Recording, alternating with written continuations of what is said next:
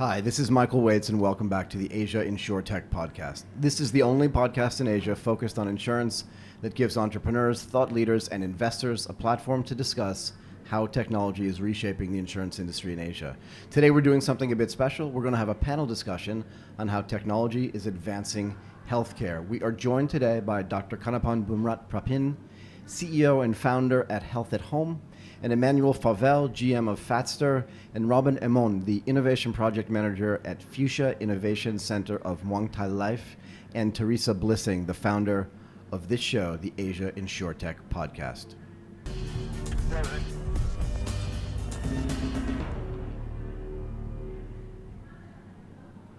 How is everybody doing today? Yes, very good. Very excited.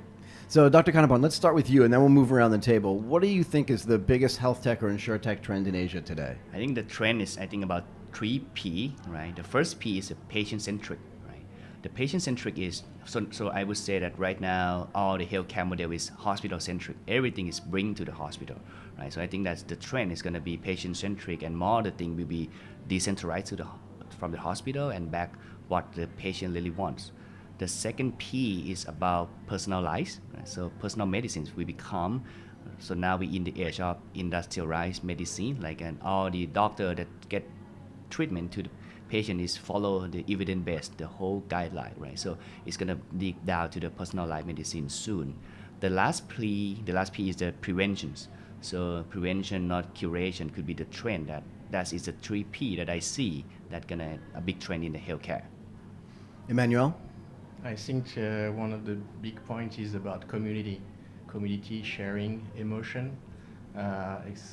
People are the focus of companies now, patients, right? But community is very important, and we believe that actually caring community is something that is trendy. You can see it through social media, of course, but also different solutions that are popping up everywhere, right. And people are really eager to share. So, hence, Fatster. Got it. And Robin, what do you see from your spot at the Innovation Center? What do you see as the biggest trend? So I think the 3P framework is very interesting, but what I want to emphasize is prevention. Prevention is really key because we see development of chronic diseases that become a huge problem. And therefore, if you can tackle that, that's really important. But the focus is really on patient experience, be able to match the experience that we offer in internet economies and other companies that is not yet in healthcare. So that's really important. That's awesome. Let's do this for a second. Let's back up and just give a quick introduction of yourselves. Let's start with you, Robin, just for a little bit of context so people can understand where you're coming from. We're going to go reverse around the table again, so go first. Yeah, so I work for Muang Thai Life Assurance, which is one of the biggest life and health insurance in Thailand. I'm originally back from Belgium, so I arrived here about 3 years ago, first as an intern and then as a full-time employee. So I'm part of the Innovation Center, which is called Fuchsia Innovation Center. So we're basically looking at reinventing insurance and see how we can improve, experience within insurance. And obviously healthcare is something very interesting for us because we are health insurance and therefore we're part of that ecosystem. Got it. Emmanuel? So I'm the GM of Fatster. We are a HealthTech company, HealthTech startup, very, very fresh, very new. And we are in preventive healthcare, and I lived for 20 years in Thailand. I'm business mentor at the Franco-Thai Chamber of Commerce and steering committee of La French Tech, and board member at the Bangkok Business Angels Club. And yeah. Fabulous. Dr. Kanapan? Okay, I'm a doctor by training and specialize in geriatric medicines, and I think 3 years ago I left the doctor job to found Health at Home. So basically Health at Home is the platform that help family to find the quality caregiver, and we send to take care of the elderly or the patient at home or at the hospital. That's what we do. So I want to follow up a little bit on the, Teresa, do you want to introduce yourself as well? Thanks, Michael. You're Thank very welcome. Founder of Asia InsurTech Podcast. I originally come from the insurance industry, turned then to management consulting, and the idea behind this podcast is what we're doing right now, right? Bringing people together who are changing the insurance industry and, give more of a stage to InsurTech and HealthTech companies in Asia, because there's a lot of focus on the West. but not so much on Asia. And I think healthcare especially is a very important topic, because if you look at we are the most obese, medicated, and addicted adult cohort in human history, right? And this will create huge stress for the healthcare systems and for health insurers. And that's why there really needs to be something done about it. So I also believe prevention is key here. So yeah, very happy we are organizing this health tech panel here today at Startup Nation, Thailand. Startup Nation at True Digital Park in Thailand, right? Yes. Yeah, we should thank them very much actually for letting us use this room as well. And Teresa, during the conversation, feel free to jump in and ask questions and just make comments as well, yeah? Dr. Kanapan, I want to talk about your 3 Ps a little bit, right? How is technology affecting that sort of patient-centric, the personalized, and the prevention from your perspective? And also add in a little bit, you studied a little bit in the United States as well, right? Would you add in some of the perspective you got from there, if that changed the way you thought about this? Right. So I think from the state, at the time I training at Mount Sinai Hospital that based in New York City, in Manhattan, right? So what that very inspired me is my rotation at visiting doctor. So the rotation of visiting doctor is very special because they dispatch the doctor to take care of the patient elderly at home. But they not just come to visit, say hi, how are you, but they really treat the patient at home. Like if the patient have like a heart failure, pneumonia, they give antibiotics. The nurse come every day. They have the home health aide that monitor all the vital signs through the computer, and the patient get recover at home. So that's very advanced care at home. And with this service that happen, I can see that all the elderly or the dependent patient can be more independently at home, not have to send to the nursing home or the facility. So this can happen because the technology that can scale, like can manage and dispatch all the supply to the patient at home. So I see the trend of the decentralized of the service.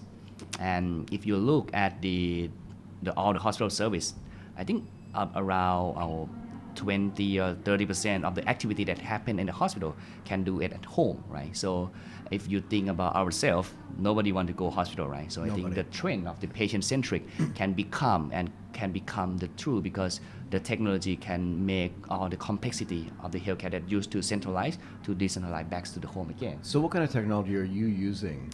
I think that to do this, I think mobile technology is the one, right? But I think in the future, if you think about the AI, like in the machine learning, and let me think about why we have to go to the hospital, because we have the limited supplies of the doctor, right? So doctor is so few, so we have to centralize that to maximize the usage of the supplies, right? So that's why the hospital centric is happen, right? But if we can abundance, if the AI, the doctor can help to screening or something, we can stay at home and we can use the service that with the doctor that can not just limit it, right? So I think that's also the key that how can we scale the doctor, that we can decentralize the service also. Got it, right? I understand. Right. Emmanuel, what do you think? How is technology advancing healthcare? How do you use it in your business to change the way people behave when it comes to their health? Yeah, we are using actually mobile technology. Right. So we have actually 2 products, one for B2C and one for B2B. So B2C are individuals who are motivated to lose weight. Right. And for B2B, it's a dashboard for health professionals who will track the progress, the performance in terms of weight loss, activity, and nutrition of the patients. So what does that mean? That if I use it as a B2C client, right? Yeah. I have technology telling me to do what?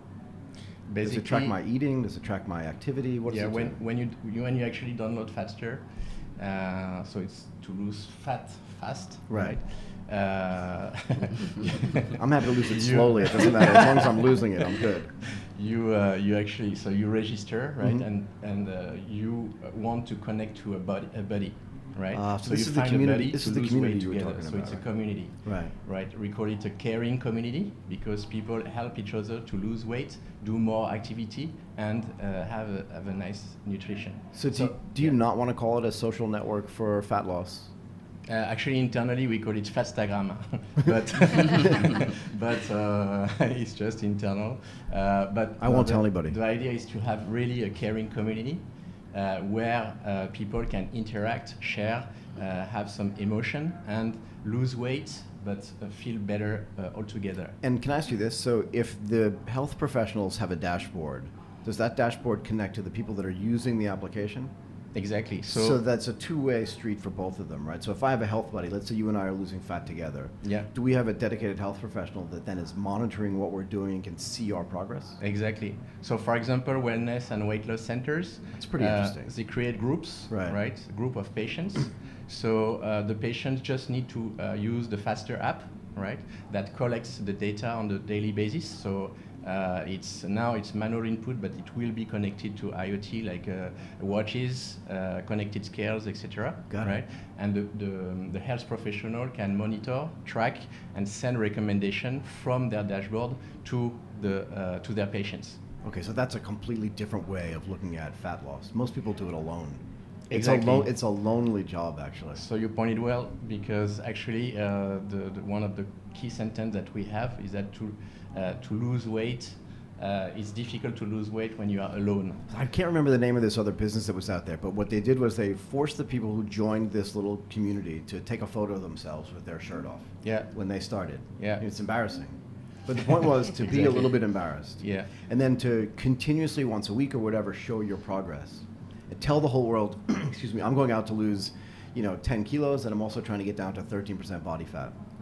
But Yeah. I think the beauty of your product is you have a closed group where you share it with, right? Yeah, and exactly. you Really, share it that with was like the people point. who are in Exactly. the same That boat, was the point I was right? trying to make, is it's Yeah. no longer trying to shame yourself into getting better. Yeah. It's having a team of people support you and say, Precisely. yeah, that's what I was trying to point out. It's a very Yeah. different approach to it, and that's how technology is going to affect that. That's actually really cool. Exactly. And go ahead. No, talking about these two very different health tech companies, right? And now, Robin, you're here from Muay Thai Live. What do you see as potential for insurance companies to work with startups? So I think for us, we see technology as kind of like two categories. The first one would be kind of like groundbreaking technologies where you have, I think a good example would be, for example, DNA, right? Where every day we learn new things about DNA and how we can use that. And that's really looking at new technology and new information that we can get. And the other category is more not really looking at technology, but how you use technology to do different things. So one of the good examples here is telemed, right? You had video call for many, many years. It's not new. But the usage of how you use that technology to engage with patient, and again, going back to patient experience, is very different. So really like those two categories, I think really can benefit from insurer point of view. Got it. Do you do telemedicine as well? Is that part of what you're using mobile technology for? No, we don't have like a telemedicine as the video conference with the patient with the doctor, but we do have the app that our caregiver, that when they go to work, have a service for the patient, they have to input the data every day, but the data will send back to the center. Our center have a nurse, and the doctor is me. And we see the data. If something go wrong, we give the consultation, but through phone, to the text messaging, but not the video real-time conference. Got it. But kind of a little bit of telemedicine. A little bit of Right. telemedicine. So one of the things you mentioned, and I never thought about it like this before, is that medicine is really centralized. Yes, right. It's almost like a power station, right? Yes, right. Single point of failure. If the hospital goes away, all the medical care goes away with it, right? So like if the power station goes down, Right. nobody has electricity. So we're trying to come up with ways like rooftop solar to distribute energy, Yes, so right. that if one of them goes down, everybody doesn't die. That's right. Right. So I just want to talk about this decentralization as Yeah. well. What is it like for you, as a startup, Health at Home, to work with a hospital? Mhm. Because 80% of the stuff that happens there has to happen there still, you Right. said, right? That's your number. Right. So what is it like? What's the challenge of working with Bumrungrad or BNH or some of the other bigger hospitals in Thailand? I think in terms of the startup that work with the hospital, I think the number one issue is about the trust, right? Because the healthcare is the service that the industry that needs a lot of trust. And you, as a small startup, you have 3 people at first year. Right? Right, like, who are you? Yeah, who are you? So it's very difficult to gain the trust from the hospital. It takes time. So it's like a Right. marathon. We cannot do it at the first year. I think all the health tech startup will facing the same challenge, that we have to gain the trust by yourself. So How do you gain trust? What is So- what is the secret? I think it's not a secret, but when we start to do the home care, so we want to do the home care revolution. So I think about that. If we want to do, we have to start what the beachhead we gonna conquer, right? So we start with the caregiver, because this is the only area that the hospital is not touching. So nobody is touching this area. It's no winner in this market, and it's very difficult to do because you have to interact with a lot of people. Right. And so because this area is no one be a leader player. So if when we come and we do, it's very focusedly, very laser focused. We do it very best. So in the end, the hospital will see us. Wow, if we want to have the caregiver solution, so at least we are the one, right? So that is small gain, right? And I'm not sure if you can answer this question because Muang Thai is at the table, but how is the partnership with Muang Thai? I think you partnered. Are there any difficulties, or was it easy to connect with an insurer coming from a completely different world? Yes, actually, so Muang Thai is very good partner. So I would say that we here at the Startup Nation, right? Yeah. So the first year that I start my startup, I have a booth at Startup Thailand, right? Oh, wow. And we meet the Muang Thai team there, and that's the first meeting of us, and then we have a conversation. And I think 3 years ago they have just have startup movement in Thailand, so we have to start talking with the Muang Thai Life, and because they have I think they have a vision about how they build the innovation, how they want to do something more than just in the hospital, and we start to have partnership at 3 years ago, right? So Yeah, I mean, to be fair, we had a very long conversation with Nadia as well a few weeks ago. And it was her perspective on how those partnerships work was actually really interesting to me.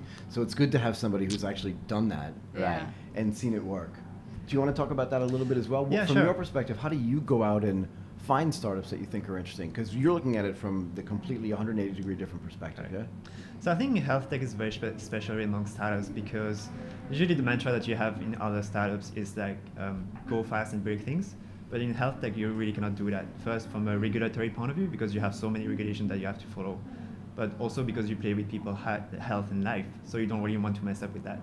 Well, because it's literally life or death. Correct, right? Right, so fair enough. So you have to be very careful in that. Very. And that means it's also slower to get things moving because to get data, to get learnings, you need people to get sick. And for people to get sick, it takes time because hopefully people don't really get sick every day, right? So to be able to build that trust and data point of view, you need a lot of time.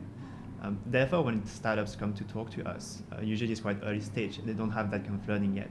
Yeah, they wouldn't, right? So I think that's what we do as part of the innovation center. It's kind of a bridge the gap between the traditional insurance company and the startups where we can build together. I think that's really what we want to do is co-developed almost. Is help the startups at a very early stage, help them bring like more data, more learning, more trust, and after that we can partner with the traditional insurance company. What has been the biggest challenge for you, though, when you're dealing with the Good startups? question. That was mine as well. Do you know what I mean? Because you have this like big infrastructure. It's like a well-oiled machine in a way. But some startups come in and they're kind of like, I don't know what I'm doing. What are the challenges you have when a startup comes in? You think they're good, the team is really good, and then they just start mucking stuff up, right? What are those challenges? I think one of the key challenges is the speed. Speed. Yeah, the speed, right? So from a startup point of view, everything moves very fast. You would expect like things to be done in like a few weeks. Now, from few days even. A few days, right? A few hours. But from a bigger company point of view, things take weeks, months sometimes. Months. So even though we have Months. right? So even though we have the innovation center that tries to accelerate that, at some point we have to go back to the company. And also something we have to know is that those people have other things to do. They have to think about the bread and butter right now, and not really about innovation. So it's really this is the concept of there are all these legacy things that are happening Right. inside a big company, whether it's an insurance company or a hospital, right? So you're there you have an immediate question. I need to solve this thing. Yeah. Do you have anybody that can do this? Like, we'll get to you next month. And I can't wait until next month, right?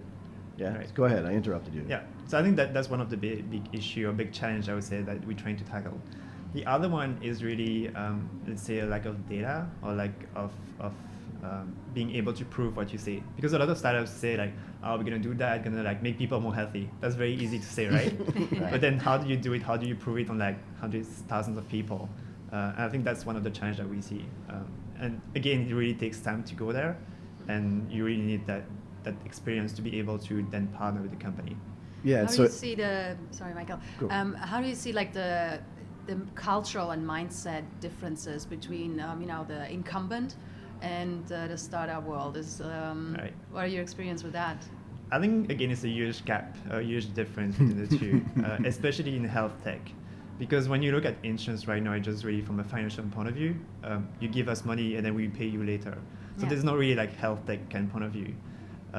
But there's actually a big shift in that and a big trend that is moving from like cost support to more like from a health support. and that's the prevention thing you were talking about before, but also the user experience you were talking about. It's Right, patient right. experience you were talking about before, right? Yes. Yeah. So it's not only about prevention, but also people like when people get sick, what can we do for you to actually make your experience better or decrease the cost of your admission? So if we can tell you like which hospital you should go to, what should you do? Should you use telemedicine or should you go to hospital? So there's so many things to do there, and the mindset is not really here within the company yet, because traditionally, and that's what we've been doing for decades, right? We really focus on payment, not really health. Right. Yeah. Right.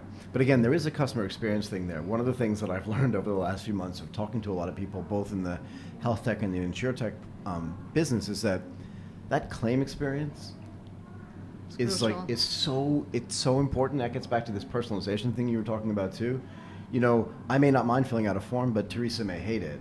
Or she may not want to take pictures of her receipts, and I'm like a photographer nut, right? You know what I mean? Everyone's experience is different.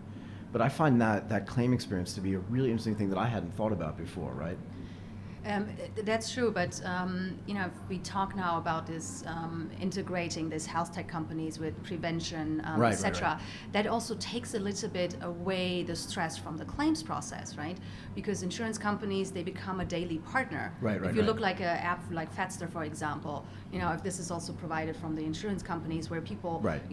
That was exactly where I was going. Actually. Exactly, like, Is that that's this actually might health help. prevention. Yes, Exactly. this might help, reshape how people see insurance, because at the moment, we talked about this so many times, Michael, like there's this very bad perception about Yeah. insurance, like Yeah. they're not trusted, and most of us here actually we met at Texas. Yeah. We were all speaking at the At that HealthTech panel, right, stage, right. and I did actually a live poll with the audience asking about how comfortable people feel with sharing their data. Right. And the turnout was that they are more comfortable sharing data with a health tech company compared to an insurance company. Which is shocking, weird, right? Which is because weird, like, insurance companies, they said that is their business model. They're Right. doing this for 100, 150 200 years, some, right? Right. But people, there's like this lack of trust, and I think when insurance companies change their business model and integrate more services that go beyond insurance, they might be able to regain some of that So trust. I'm just thinking about a situation where Health at Home sends a caregiver into somebody's home, and that person has been given an Apple Watch by Muay Thai Life Insurance. Yeah, that's Right? Keep it for me first, right? and that person is also trying to lose weight by using Fatster. But the Health at Home professional knows that all those things are there. And there's this big prevention loop that includes the insurance company, that includes the caregiver, that includes the sort of specific problem that you have. And all those people collaborate and work together. That seems to me to be really cool, as opposed to just like going to the hospital going, what do I do? Right? Or going to a gym and just trying to get thin again or lose body fat. But the mobile technology to me, or the technology to me solution seems really interesting if I can connect my insurance provider with my sort of specific provider, and then have somebody come into my home and make sure I'm okay. That seems really cool to me. No? Yeah, It's like no, I agree. 360 solution, right? Yeah, but there can be multiple solutions, like not everyone is overweight, right? So not everyone needs Fatster, but maybe you have another issue that you want to solve. That's a day-to-day thing you have to solve. There should be a way to do that. I don't want to like advertise for Apple, but there should be an app for that as well, right? And your insurance company should encourage you to do that and should connect you with Health at Home to say, if you do have a problem, don't go clog up the medical system, because if you go to a hospital today, I only know from what I see in Thailand, but I think it's true everywhere in the world. If you go to a hospital, you wait for like 3 hours. It's completely wasted time, right? Go ahead. I think that's where insurance can really play a part, because again, there's so many solutions out there for many, many things. And as an individual, I might not need everything that you need. Right. But as insurance, we're able to connect all the dots together and create like that experience. So I think that's really like maybe like the future of insurance, being able to connect every players and then based on your own situation, tell you Yes. what you should do. Yeah, I mean, your health insurance company should really just be your health company in a way. It should, yeah. And it should have all these little verticals that it plugs in and provides those services to people. And if you take those services, like if you do Fatster and you actually lose body fat and you get more fit, your premium should go down. Like those should, things yeah. should be connected, right? Correct. And then Exactly. and if someone gets sick, they use Health at Home kind of thing. Yeah, I think that's a great. you know No, and what I mean? there are so many great health tech companies out there. I just spoke to one. It's called the Yelena app, and they have developed a pain management app for people with like conditions like osteoporosis. where they can also connect this data to like their doctor, their physicist, etc., right, and help these people also with the community. And I think that's also something you guys with VetStar are doing. Building this community to help people live a better life and have something, from every situation, like for people who are fat, for people who are, didn't say you're fat, by the way. It's okay. He said it earlier. It's just such a, this is why we anyway, or how the Elena app who is helping people with like chronic disease. There's a guy in Chiang Mai who's doing a migraine app, right? I don't have migraines. Yeah, I exactly. almost never get a headache except when anyway. But that's just like this. It's very specific, but it's very necessary because the people that suffer from migraines suffer from it every single day. Yes. Yeah, it's really necessary. Look, before I let everybody go, I just want everyone to run through this last question. What recommendation do you have for incumbents to deal with startups? Like, what's the recommendation you have? You mean from my point of view? From your point of view. So I think like recommendation from startups would be first to be really passionate into what you do, maybe like go the extra mile. Then the second thing would be to try to validate your solution. So really have that data to back up and not saying just like I'm going to make people healthy, but actually making it. And that would be a big difference to engage with insurance. So I think like having data is really, really important. Got it. In terms of startup. Yeah, right? so what recommendation you make for incumbents? Because every day you have to deal with bigger companies. Yeah. And you can just tell them to get faster, but it's more than that, right? Yeah, the thing is, as a startup, be patient. Don't count your hours. Right. Build trust. Right.